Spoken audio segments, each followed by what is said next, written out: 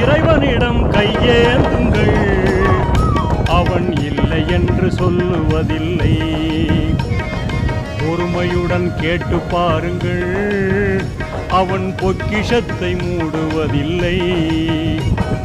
இறைவனிடம் கையேந்துங்கள், அவன் இல்லை என்று சொல்லுவதில்லை.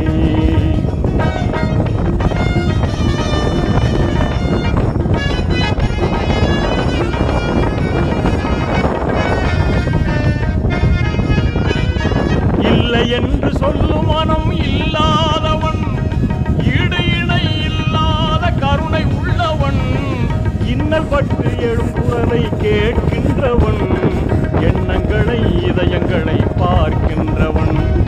இறைவனிடம் கையே